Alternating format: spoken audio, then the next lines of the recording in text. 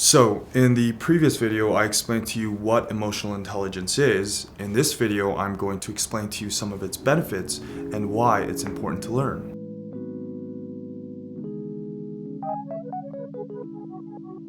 Now, repeating and reinforcing of what I talked about in the last video, the way we think and behave is strongly connected to our thoughts.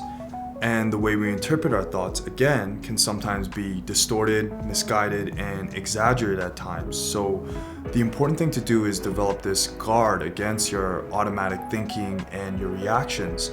And again, build this healthy awareness to our interpretations, to what we have against, other people or even ourselves, right? So, for example, just like the time you had an argument, say with your friend, girlfriend, or boyfriend, and that argument or fight you had put you in a certain mood the whole day or week or even month.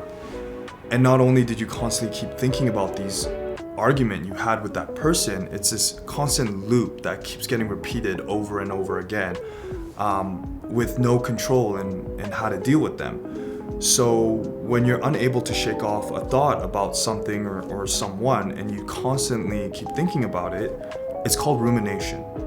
So rumination is sort of this uncontrolled or unmanageable obsession over a thought that you have that not only takes away your time and energy, but it also can impair the way you see things and interpret them, which again, it can make you lead to poor choices or assumptions about someone or a particular situation.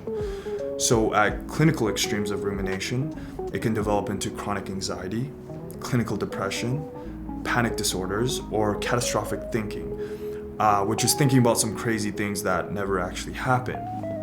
So what if I told you if you can not fix but somehow manage or control your reaction to these thoughts that you have rather than being at the mercy of them? So here's one reason why learning or developing EI is important. So the first reason why EI is important is learning how to detach and interpret your emotions and feelings in a healthy way. By doing so, it can alter the way you think, which can alter the way you feel, which in turn can alter the way you behave, which therefore alters the way others see and socialize with you as well, right? So question, do you have a reoccurring thought or habit where you overthink about things too often? And how often do you realize your thinking process was often over-exaggerated or misguided?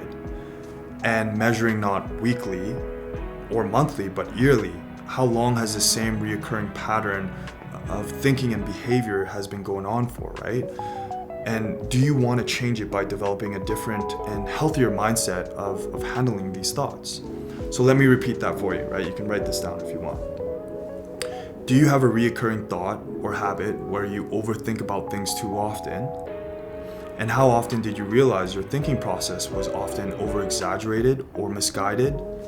And measuring that not weekly or monthly, but yearly, how long has the same reoccurring pattern of behavior has been going on for?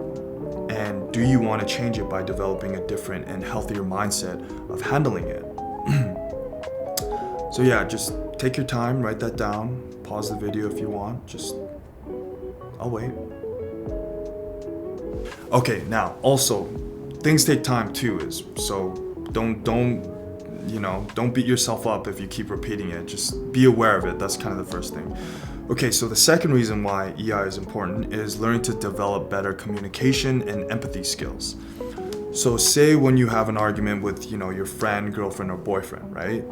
You can come to a peaceful and open discussion rather than a, closed off that bitters a relationship. Think of an argument as an exchange instead of who's right and wrong, which is, I think, a dead end. And I'll talk more about this in my upcoming videos on communication skills. But people do mostly have their emotions in play in arguments, as emotions are the main thing of an argument, not logic or reason. That comes after, right? But you gotta win, the other side of view and kind of understanding where they come from, right? Okay, so the third reason why emotional intelligence is important to learn is to learn how to control your impulse and automatic reactions. Another way of thinking about this is learning how to delay your gratification and focus yourself on long-term goals versus short-term gains. So think about your impulses.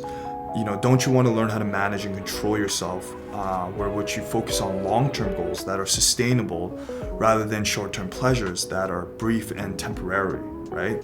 So spending money on fast food and shopping daily and realizing you don't have enough money to save up for that vacation all your friends are going to, or being available all the time and going out on weekends when you should be sacrificing your time, your weekends to study for your exams, the LSAT, the MCAT, the SATs.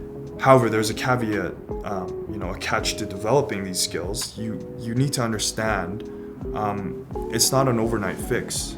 It doesn't take weeks or months, but it takes years to start really noticing that change, But the saying goes, you won't get that Ferrari you always dreamt of yet, but you're 6 months closer than you were before, right? So in essence, great things take time.